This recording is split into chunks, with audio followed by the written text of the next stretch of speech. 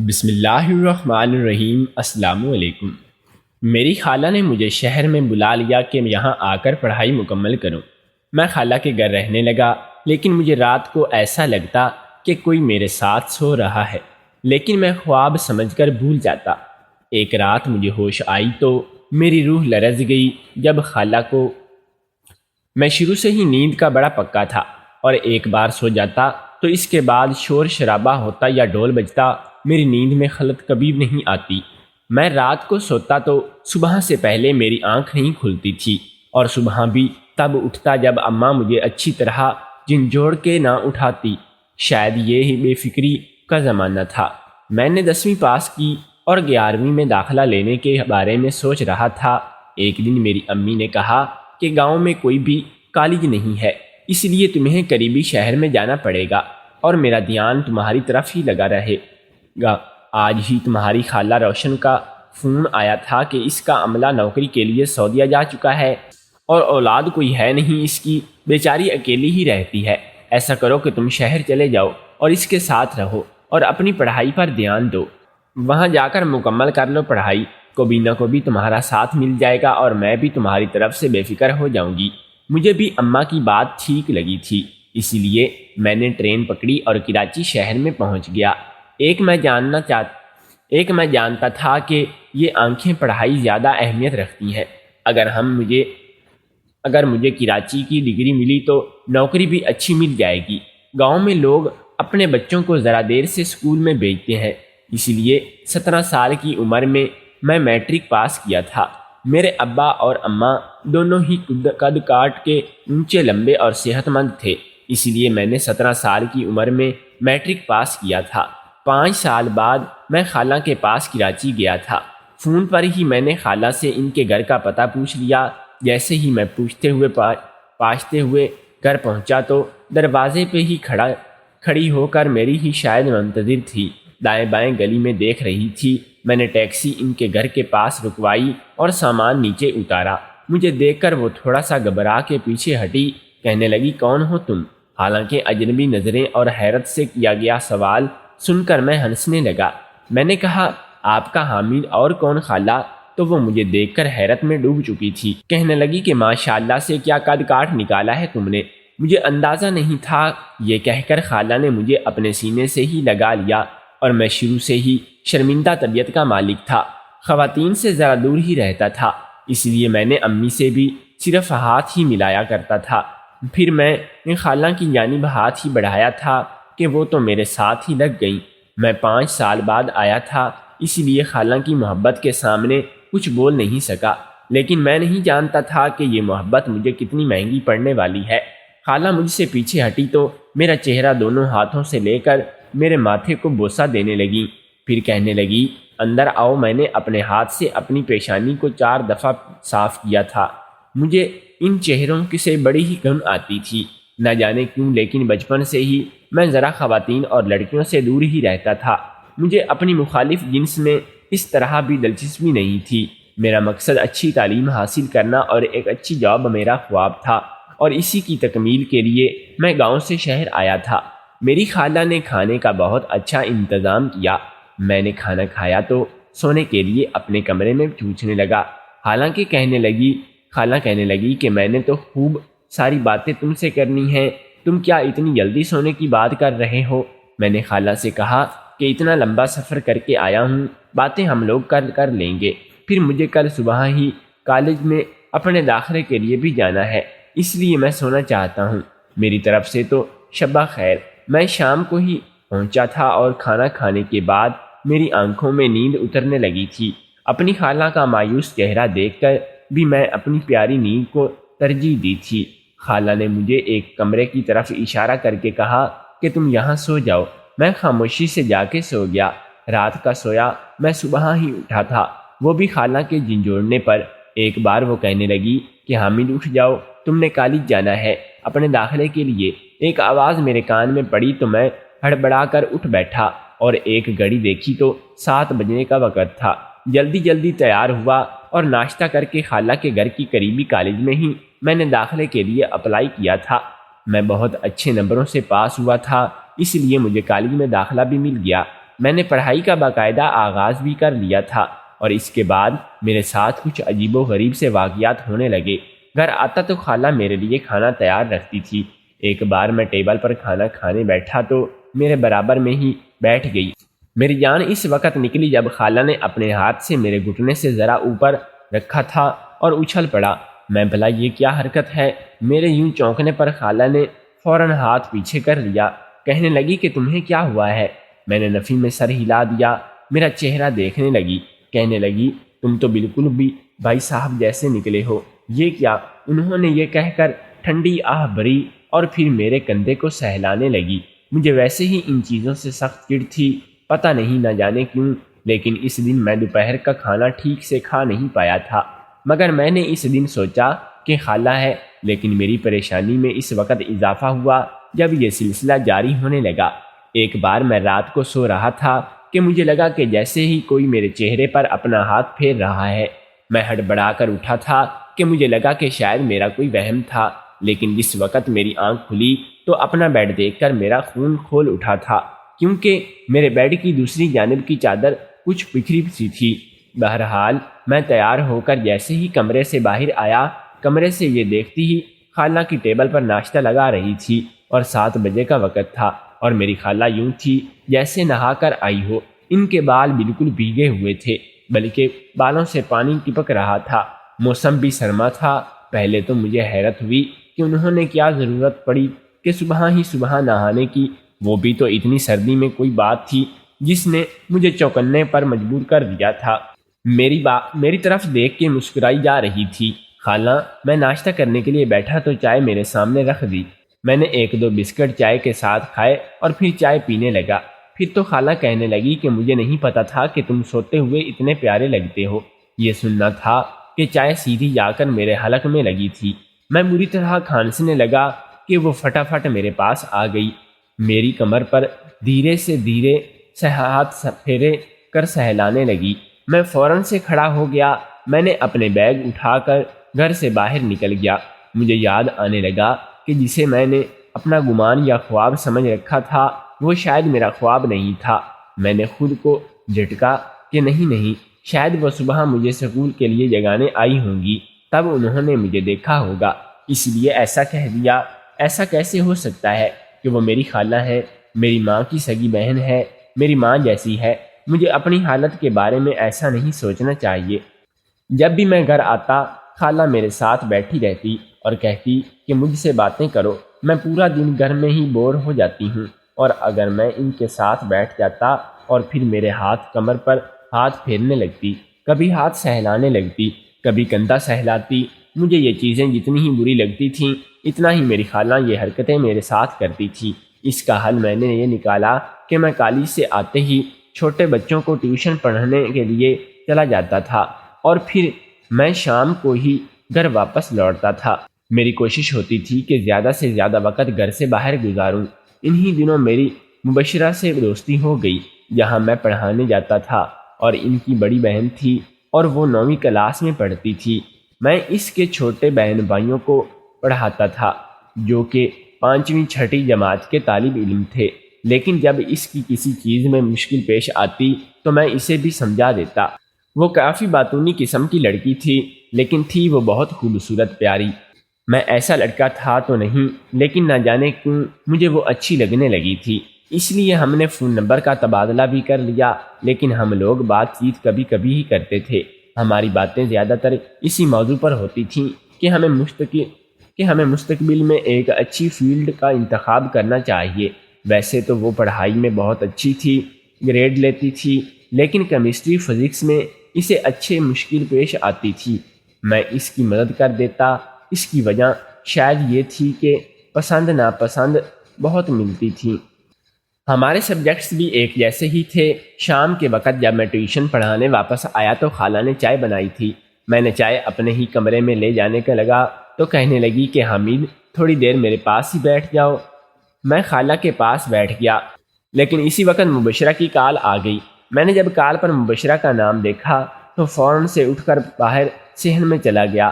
ابھی وہ مجھ سے فزکس کی کسی چیپٹر کے سوال کے بارے میں پوچھ ہی رہی تھی کہ میں اسے بتانے لگا کہ اس کے بعد کچھ دیر ادھر کی باتیں کرنے لگا بعد میں نے فون بند کر دیا، لیکن جیسے ہی میں نے پلٹ کر دیکھا تو خالہ مجھے ہی گھور رہی تھی۔ کہنے لگی کہ کس کی بات کر رہے تھے؟ مجھے خالہ کا یہ پوچھنا ذرا بھی اچھا نہیں لگا تھا۔ میں نے کہا کہ میں جس سے بھی بات کر رہا ہوں آپ سے مطلب اگر میں ٹیوشن پڑھانے جاتا ہوں اور اپنے اسٹوڈنٹس کو ایک سوال سمجھا رہا تھا۔ کہنے لگی کہ یہ ایسی اسٹوڈنٹ تھی جو تم سے موسم کے بارے میں پوچھ رہی تھی اور یہ پوچھ رہی تھی کہ تم کیا کر رہے ہو۔ مجھے خالہ کا تفتیش کرنا ذرا اچھا نہیں لگا تھا۔ میں نے کہا خالہ کیا ہو گیا ہے آپ کو؟ اس میں غصہ کرنے والی کیا بات ہے؟ کہنے لگی کہ تم یہاں پڑھنے آئے ہو، اسی لیے پڑھائی پر توجہ دو، زیادہ بہتر ہوگا۔ یہ کہہ کر انہوں نے میرا موبائل میرے ہاتھ سے چھین لیا۔ میں تو انہیں دیکھتا ہی رہ گیا تھا۔ میں نے کہا خالہ یہ آپ کیا کہہ رہی ہیں؟ کہنے لگی کہ بس جب تک تم گھر میں رہو گے تو موبائل نہیں ملے گا۔ مجھے اپنی خالہ کا رویہ سر سے سمجھ نہیں آ رہا تھا۔ موبائل پر میرے دوستوں کی بھی کال آتی تھی، پھر ہم لوگ پڑھائی میں بھی ایک دوسرے سے موبائل پہ ہی مدد لیتے تھے۔ موبائل تو ہر ایک کی ضرورت بن چکا تھا۔ میں نے کہا خالہ پلیز میرا موبائل مجھے واپس کر دیں، لیکن وہ میرا موبائل لیے اپنے کمرے میں چلی گئی۔ مجبوراً مجھے ان کے کمرے میں جانا پڑا۔ کہنے لگی کہ میں ہرگز بھی تمہیں یہ موبائل نہیں دوں گی، بس بہت ہو چکا ہے۔ خالہ کہنے لگی کہ میرے ابا کو فون کریں گی اور کہیں گی کہ حامد پڑھنے کے بجائے نہ جانے کن چکروں میں پڑ گیا ہے، لڑکیوں سے باتیں کرتا ہے۔ میں نے کہا آپ کو امی ابو کو جو کہنا ہے کہتی رہیں، لیکن میرا موبائل واپس کریں، مجھے اپنے دوستوں سے بھی بات کرنی ہوتی ہے۔ یہ کہتے ہی میں نے ان کا ہاتھ پکڑا اور ان کے ہاتھ سے اپنا موبائل چھین کر کمرے سے باہر نکل گیا۔ اپنی خالہ کی حرکتوں کی وجہ سے میں عاجز آ چکا تھا۔ میرا دل چاہا تھا یا تو کسی ہاسٹل میں داخلہ لے لیتا یا پھر واپس گاؤں ہی چلا جاتا۔ یہ سوچتے سوچتے میری آنکھ لگ گئی۔ آنکھوں میں اتنی گہری نیند تھی کہ میں نے آج بھی نہیں دیکھا تھا کہ کون میرے ساتھ رات بھر میرے چہرے اور گردن پر ہاتھ پھیرتا ہے۔ صبح جب میری آنکھ کھلی میں نے یونیفارم پہنا اور جیسے ہی میں کمرے سے باہر نکلا میری خالہ بڑے اچھے موڈ میں تھی۔ پھر آج بھی ان کے بال بکھرے دیکھ کر مجھے عجیب سا محسوس ہونے لگا تھا۔ مجھے لگنے لگا تھا کہ نہ جانے رات کو میرے ساتھ کیا کرتی ہیں، کیونکہ میری شرٹ کے اوپر کے 2 بٹن بھی کھلے ہوئے ہیں اور میرا دل تب سے ہی بے چین ہے۔ اور خالہ آج بھی مسکرا گئی تھی، لیکن میرا دل ٹھٹک سا گیا تھا۔ میں ناشتہ کیے بنا ہی گھر سے جانے لگا تو کہنے لگی کہ حامد ناشتہ کرو، ٹھیک ہے، میں تمہیں کچھ نہیں کہتی۔ میں رات کو غصے میں تھی، میں دوبارہ موبائل نہیں چھینوں گی، لیکن بعد میں سوچا تو مجھے خود ہی اپنی غلطی کا احساس ہو گیا۔ میں جانتی ہوں کہ آج کل بچوں کی پڑھائی موبائل کے بغیر پوری نہیں ہوتی، بس مجھے غصہ اس بات پر تھا کہ تم سارا وقت باہر گزارتے ہو، میرے پاس بیٹھ کر بات ہی نہیں کرتے۔ میں نے کہا خالہ آپ خالو سے بات کر لیا کریں۔ میرا یہ کہنا تھا کہ خالہ کی رنگت اڑ گئی تھی، ان کے چہرے پہ ناگواری سی چھائی ہوئی تھی، اور یہ دیکھ کر مجھے حیرت بھی ہوئی تھی کہ وہ خالو کے نام پر ایسا تاثر کیوں دے رہی تھیں۔ کہنے لگی کہ ان کے پاس میرے لیے وقت ہی کب ہوتا ہے، اور یہ کہہ کر وہ اپنے کمرے میں چلی گئیں۔ اسی دن میری ماں کا بھی فون آ گیا۔ کہنے لگی کہ تم کیوں اپنے خالہ کے پاس بیٹھ کر باتیں نہیں کرتے؟ آج وہ فون کر کے رو رہی تھی، کہہ رہی تھی کہ حامد پورا دن گھر سے باہر رہتا ہے۔ اب میں امی سے کیا کہتا کہ خالہ کی حرکتیں بڑی عجیب ہیں، میں انہیں اپنی ماں جیسا سمجھتا ہوں، لیکن وہ میں کیا کہتا ہوں امی سے یہ کہ مجھے تو ان کے بارے میں شک ہونے لگا ہے۔ میں جانتا تھا کہ میری والدہ شاید مجھے ہی جھوٹ سمجھنے لگیں۔ میرا دماغ چکرا کر رہ گیا تھا جب میری والدہ نے مجھے ایک ایسی بات بتائی جو میں سوچ بھی نہیں سکتا تھا۔ وہ کہنے لگی کہ تمہاری خالہ کے ہم پہ بہت احسان ہے اور میری سگی بہن نہیں ہے، لیکن پھر بھی جب اس کے حالات اچھے تھے ہماری بڑی مالی مدد کر گئی تھی۔ یہ سننا تھا کہ میرا موبائل گرتے گرتے بچا تھا۔ میں نے کہا کہ اس بات سے آپ کو کیا مطلب ہے؟ امی خالہ آپ کی سگی بہن نہیں ہے؟ وہ کہنے لگی کہ ہاں تمہاری خالہ میری چچا زاد ہیں، لیکن چچا چچی روشن آرا کی بچپن میں ہی انتقال ہو گیا تھا۔ روشن آرا چھوٹی تھی اسی لیے ہمارے ساتھ ہمارے گھر ابھی آ گئی تھی۔ یہ سن کر میرا دماغ معاف ہونے لگا تھا، یعنی کہ میں اپنی منہ بولی خالہ کے ساتھ رہ رہا تھا، اور رات کو نہ جانے وہ میرے ساتھ کیا کر رہی تھی۔ وہ میری سگی خالہ نہیں تھی، نہ ہی میری ماں کی سگی بہن۔ اب تم مجھے اس کے کردار پہ شک ہونے لگا تھا۔ میں نے آج تک اسے اس کے شوہر سے بات کرتے ہوئے نہیں دیکھا تھا، بلکہ شوہر کے نام پر تو اس کے چہرے کے تاثرات ہی بگڑنے لگے تھے، اور جس طرح ابھی مجھے یہ لگتا ہے کہ میرے ساتھ کچھ نازنیہ سی حرکتیں ہوئی ہیں۔ صبح میری وہی منہ بولی خالہ نہائی دھوئی ہوئی نظر آتی۔ میں نے امی کو فون بند کر دیا۔ مزید کچھ بھی سننے کی مجھ میں طاقت نہیں تھی۔ رات کو مجھے بے چینی سے نیند نہیں آ رہی تھی۔ ایسا پہلی بار ہوا تھا، ورنہ میں تو لیٹے ہی فوراً سو جاتا تھا۔ میری رات بھر جاگتا رہا، لیکن مجھے نیند نہیں آئی۔ نہ جانے رات کا کون سا پہر تھا جب میرے کمرے کا دروازہ کھلا اور میرا دل دھک سے رہ گیا۔ میں نے فوراً سے اپنی آنکھیں بند کر لیں اور میرے کمرے میں کوئی داخل ہوا تھا، کیونکہ مجھے لگا کہ میرا کمرہ کھلا ہے اور پھر بند ہوا ہے۔ اس کے بعد مجھے لگا کہ جیسے کوئی میرے برابر میں لیٹ گیا ہے۔ میرے اس احساس نے مجھے جیتے جی مار ڈالا تھا۔ میں نے جیسے ہی آنکھیں کھولی تو میری خالہ میرے برابر میں لیٹی تھی۔ میں اٹھ کر بیٹھا تھا، وہ کچھ بخلا سی گئی۔ شاید انہیں امید نہیں تھی کہ میں یوں اٹھ کر بیٹھ جاؤں گا۔ میں نے کہا، آپ میرے کمرے میں کیا کر رہی ہیں؟ کہنے لگی کہ مجھے ڈر لگ رہا تھا، اپنے کمرے میں بڑا خوف آتا ہے جب مجھے تنہائی میں نے کہا کہ اس کا مطلب یہ تو نہیں کہ آپ میرے کمرے میں آ جائیں اور میرے برابر میں آپ لیٹ جائیں۔ میں اٹھ کر کھڑا ہو گیا۔ میں نے کہا کہ آپ پہلے بھی میرے کمرے میں آتی رہی ہیں۔ مجھے افسوس سے کہنا پڑ رہا ہے کہ جو کچھ آپ میرے ساتھ کرتی ہیں میں وہ جانتا ہوں۔ یہ سن کر وہ بوکھلائی تھیں، فوراً کھڑی ہو گئیں، اور اس کے بعد جو بات اس نے مجھ سے کہی میں سوچ بھی نہیں سکتا تھا۔ کہنے لگی کہ مجھے تم اچھے لگتے ہو اور میں تمہاری سگی خالہ بھی نہیں ہوں۔ ایسا کرو کہ تم میرے ساتھ، ابھی انہوں نے یہ بات کہی تھی کہ میں نے فوراً انہیں چپ کروا دیا۔ میں نے کہا، بس ایک لفظ بھی نہیں، اس سے زیادہ نہیں، آپ کو شرم آنی چاہیے۔ میں کمرے سے باہر نکل گیا اور فوراً سے چھت پر چلا گیا۔ مجھے جو اس عورت پر بالکل بھی بھروسہ نہیں تھا، نہ جانے نیند میں وہ میرے ساتھ کیا کیا کرتی رہی۔ بس اپنی ماں کا درجہ دیتا رہا اور یہ سمجھتا رہا کہ میری سگی خالہ ہے۔ مجھے سردی کے موسم میں بھی گھٹن کا احساس ہو رہا تھا۔ میرا دل چاہا بس جلدی سے صبح ہو جائے اور میں یہاں سے چلا جاؤں۔ میں بھی یہ سوچ رہا تھا کہ جب میری خالہ صحن میں آئی اور پھر سے دھیرے سے مین گیٹ کو کھلا، چھت پر کھڑا ہوا تھا، مجھے صاف نظر آتا جیسے ہی مین گیٹ کا دروازہ کھلا تو جو شخص داخل ہوا وہ دیکھ کر میرے ہوش اڑ گئے تھے۔ وہ شخص روشن خالہ کا شوہر تھا۔ میں حیران رہ گیا کہ اگر یہ کراچی میں تھا تو پھر خالہ نے جھوٹ کیوں بولا کہ وہ سعودیہ میں ہے۔ وہ شخص غصے سے اندر داخل ہوا اور خالہ سے کہنے لگا کہ تم سے ایک کام نہیں ہوتا، جانتی ہو نا کہ تمہارا حامد سے نکاح ہونا کتنا ضروری ہے۔ وہ کہنے لگی کہ میں نے اس سے یہ کہا تھا، لیکن وہ گھر سے چلا گیا، میں کیا کہہ سکتی ہوں۔ میں تو یہ سن کر دنگ رہ گیا کہ یہ کیسا شوہر ہے میری خالہ کا جو اس طرح سے باتیں کر رہا ہے۔ وہ کہنے لگا کہ فون کرو، اسے واپس بلاؤ اور ہر حال میں چند دنوں میں اس سے نکاح کر لو، اس پر بدکاری کا جھوٹا الزام لگا دو، کوئی بھی کرو، کہیں سے بھی اسے واپس لاؤ۔ اور یہ کہہ کر وہ شخص خالہ کے کمرے میں چلا گیا اور میری خالہ میرے کمرے میں چلی گئی۔ جس گھر میں میں رہتا تھا بس وہاں 2 ہی کمرے تھے۔ میں تو یہ سوچ کر پریشان ہوتا رہا کہ یہ سب کیا ماجرا ہے۔ خالہ کا شوہر سعودیہ نہیں گیا تھا، پھر انہوں نے جھوٹ کیوں بولا؟ اور ان کا شوہر کس قسم کا مرد تھا جو خود اپنی بیوی کی شادی مجھ سے کرانا چاہتا تھا؟ میں نے چھت پہ نظر دوڑائی تھی، ایک چھوٹا سا سٹور چھت پر بنا ہوا تھا۔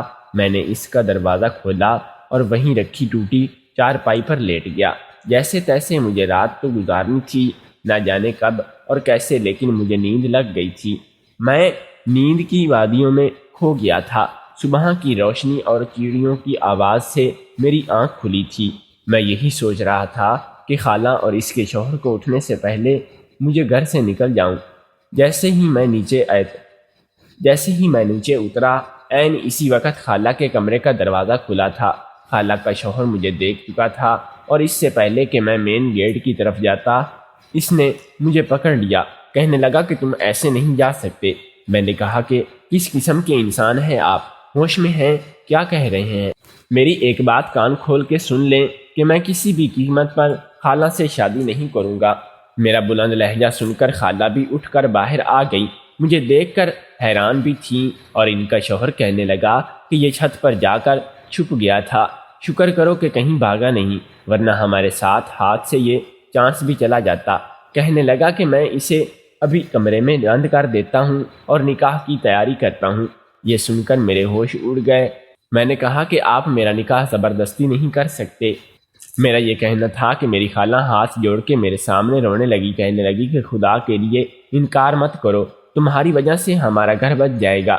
میں نے کہا آپ کا دماغ تو ٹھیک ہے، آپ مجھ سے عمر میں کتنی بڑی ہیں اور آپ کو شرم آنی چاہیے، اور آپ خود پہلے سے شادی شدہ ہیں، اس کا نکاح نہیں ہو سکتا، اور دوسرا یہ کہ آپ کا شوہر کتنا بے غیرت ہے۔ خالہ کہنے لگی کہ اصل میں تمہارے خالو کے ساتھ میرے آئے دن کے جھگڑے ہونے لگے تھے، کیونکہ ہمارے گھر کوئی اولاد نہیں تھی اور میں اپنی اولاد کے علاج کروانا چاہتی تھی، لیکن یہ نہیں مانتے تھے، اسی لیے ہمارا جھگڑا خطرناک حد تک بڑھ گیا تھا، اور ایک دن انہوں نے مجھے طلاق دے دی۔